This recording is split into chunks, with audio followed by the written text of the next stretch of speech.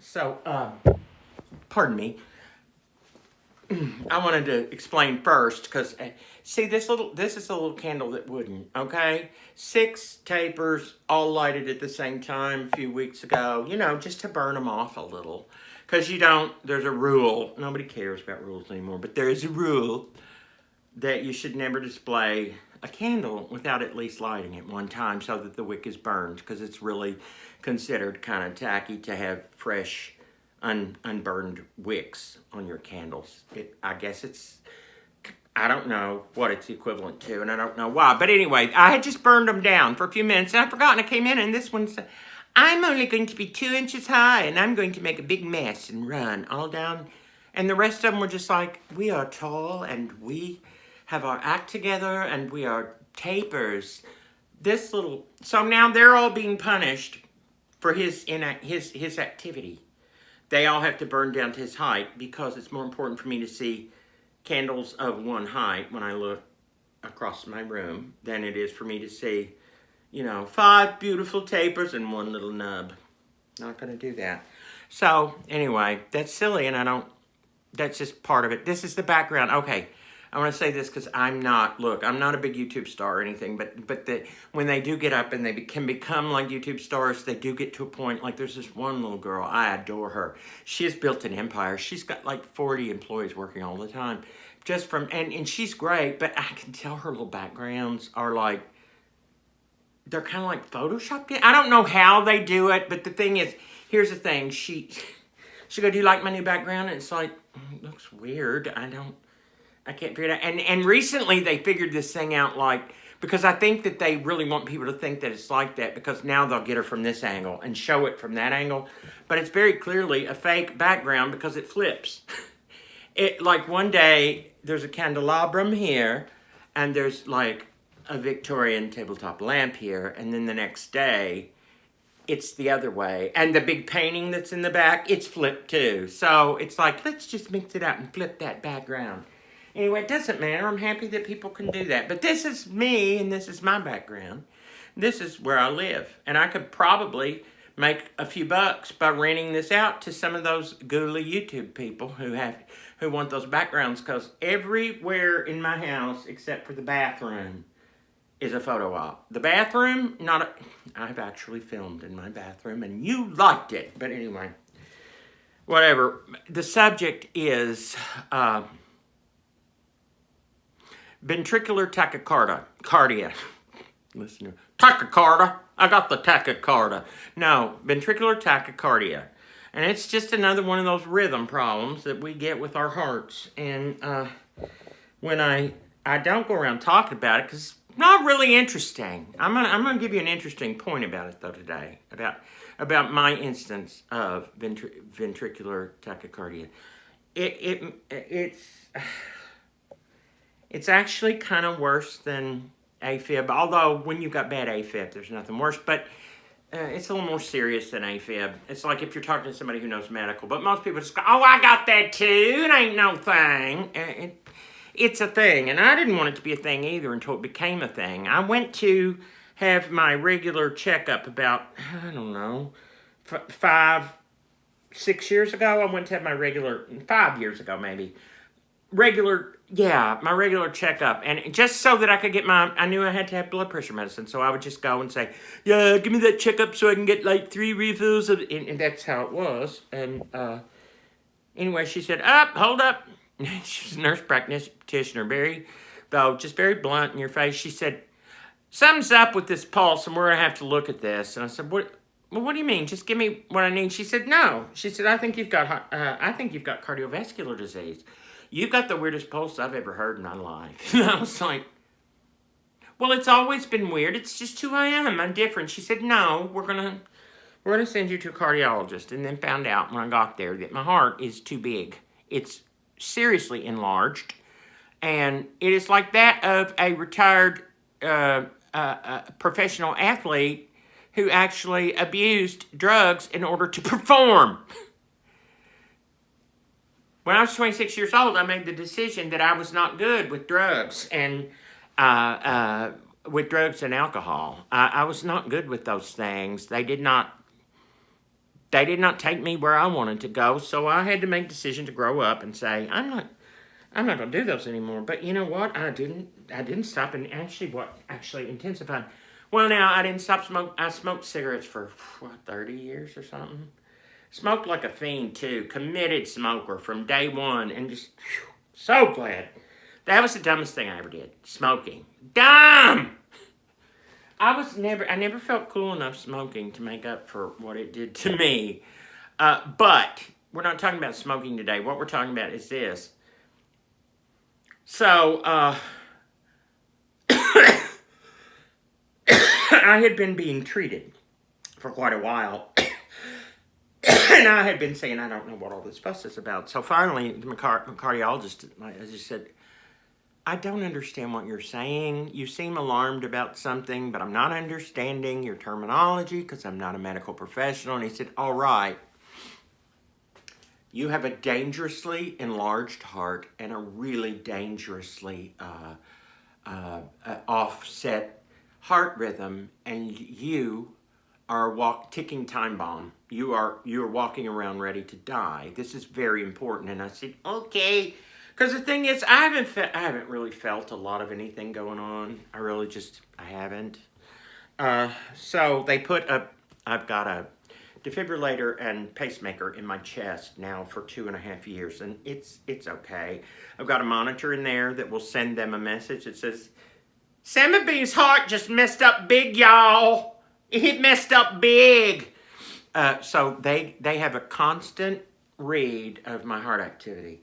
And because of the noxious medicine that I'm on, which is really just a medicine that nobody wants to take, but I've been on it now for like over a year, and it has kept my heart in check. I haven't had one episode of tachycardia since I've been on this wicked drug called amiodarone, which can make you blind, and it can kill your kidneys, and it can make you break out and itch all over. But my heart's functioning correctly. Now, it hasn't done, I don't know, I haven't been to the doctor yet. We'll see next month what it's done to my kidneys, my liver, and my eyeballs.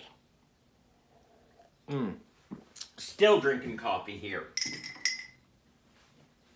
So, how do you get tachycardia? I say, how do you get ventricular tachycardia? I don't know. It just hits some people, and some people it doesn't hit. And I thought, well, there you go. It's something that has happened to me. Just roll the dice. This is my thing. It's better than cancer. And, I went with it. And then when I had the surgery to put this in, there was a very talky Slavic nurse there. She was kind of dark. I liked her. And she was just talking to me. And she said, so, have you done any drugs in the last? And I said, I've done no drugs in 37 years. And she said, oh, really? And I said, no, I haven't done any drugs. And she said, are you telling me the truth? And I said, no, I'm a member of a society and we don't drink. And it's just, no, I haven't done any kind of illicit drug of any kind that would affect me. She went, okay, that's fine. So I didn't really think about it. I didn't think about it at all. And then I started, reading a little bit about it and finding out about the enlarged heart deal. Okay, so the big enlarged heart like that, it just sounds like, it's just like if it's a freak of nature, or it makes you think of people who are like, he weighs 400 pounds and he has an enlarged heart and they're going to have to cut him out of his trailer. Well, it wasn't like that because I was big, but not that big, right? I mean, at the time when I found out I was sick, I was quite big. And I did find out that wasn't just all because I'm a bad boy who eats the wrong food. I'm a bad boy who eats the wrong food, but that kind of, no, it was, my body was in bad trouble and it was hurting and doing all kinds of weird shit that I didn't relate to my heart. That's all straightened up now. But so the culprit, and thinking about what that nurse said to me, I started looking at it, and it turned out that I have a heart that is very comparable to the enlarged hearts of retired professional athletes who used controlled substances to perform better. Now, what would that be? Shortly after I moved to LA in 1994, I started I started a work out with weights very seriously, and I went and said I need a supplement that helps me to build mass very quickly, and also if there's something that will make me feel like working out when I don't want to. And they said, sounds like you need this delicious powdered drink mix called Ripped Fuel. And I did it the first time, and I was like, I worked out. I felt great. I showered. I want to take on the world. I was like, let's do a little project tonight before I go to bed, you know? Anyway, the thing was, and then I just immediately went into this thing where I was working out an hour and a half with weights every day, which is a lot for me because I'm naturally a sedentary person. And then my body just just snapped right into shape so I could see things happening because I'm still young and I've got the right type of body that I can build a lot of upper body muscle very quickly. And so I became not just obsessed with the workout, but very obsessed with that Rip Fuel shake. And so after the first time, I was like, okay, so I'm working in Malibu, so I'll get up in the morning, I'll have a big Rip Fuel shake. I won't eat any breakfast. I'll take my lunch to work, I'll work, and then I'll come home and I'll have another Rip Fuel shake, and then I'll work out, and then I won't have any supper. Or if I do, it'll just be a really light little snack. And that's what I did. And immediately, my body whipped into shape. It was the first time. I don't know, well, a lot of you had the feeling all the time, but very rarely did a fashion trend that came that everybody was doing that I was like really perfect for it. It was always just not like, you know, with the bell bottoms and the big Q-tips, you know, that was the thing. It was kind of like a Q-tip thing because it was about big hair and slender and then wide at the bottom in the 70s. And I was like losing my hair, and I sort of went out like that in the middle instead of that. So, you know, the bell bottoms could be so big that still didn't. Anyway, and in the 80s I kept myself great lengths of time. I kept myself like skeletally thin enough to just pretty much wear anything, but it didn't mean you looked good in it, because if you had arms like sticks, no amount of polo shirts was going to look good on you. No amount of flipping it up twice to give the illusion of a bigger bicep was going to work. So anyway, I'm going to tell you that as soon as my body got in shape, these little spandex, like Star Trek shirts came out. They were expensive too, but they were like spandex. And if you had worked out at the gym at all, they just made you look, they were in the middle, in the chest. Well, anyway, I went out and got me a whole new wardrobe of them. I had one in every color for every day of the week. And for, I don't know, 2 or 3 months, I was on top of the world. But anyway, that's the only time that I was the right body shape for the trend that was going on. And then that ended, and then I guess I'm the right body shape for what I wear now, although I wouldn't consider it a trend. Okay, but I've always worn these. And when I was like big and worked out, which was only like honestly 1 year out of my whole life. There was a time in Lexington when I got it together and I was starting to look very triangular and good and everything. It's always managed to get like, you know, 9 months into it and then hurt my back because I wasn't doing it correctly. So anyway. So, I started doing the Rip Fuel, and after a while, it was like, well, you know, after I've been at work for 2 or 3 hours, I wish I could take another Rip Fuel shake, but you can't really take, you know, ice and a blender to work in Malibu at the client's home, so what do? Oh, they have pills.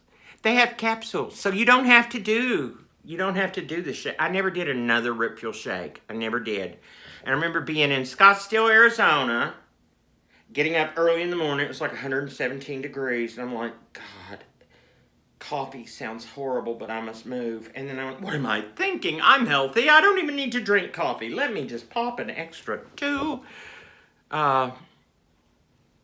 Rip Fuel capsules. They had 909 milligrams of guarana per capsule. And at my peak, when I would stay up 72 hours at a time and paint and really produce, I did up to 9 doses of that in a 24-hour period. Yeah. Isn't that great? Isn't that just great? And the 909 milligrams, that I never, after the first couple weeks, it was like, You always pop 2. You always, 1,800 milligrams was better. Everything was better. And then, like with any kind of thing like that that enhanced my performance, I just wanted to go the max without it killing me. Just shy of it killing me was where I wanted to be. And so I was turning out monumental amounts of work back then. Huge. You could not believe how quickly and accurately I was working. But clients would say, yeah, he's a genius, but he talks to himself and he cusses his hands, his paint and stuff. He acts real weird, but he's a genius. And at the end of the day, that's all that matters. And I went on for years like that. And after the I realized I had a problem because a friend and I were on a gig in San Francisco, and we were out of Rip Fuel, and he was my buddy, and he was also doing the same thing, working out, and he also sang the praises of Rip Fuel. He was not doing as much as I was, he said, but knowing who he is and knowing how much like me he was, I think he was probably doing a lot more than he thought. But we were in San Francisco and out of it and went to a drugstore, and they had redone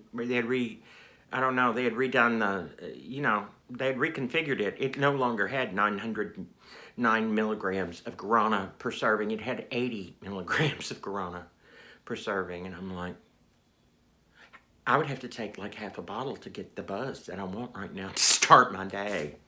So just pretty much went back to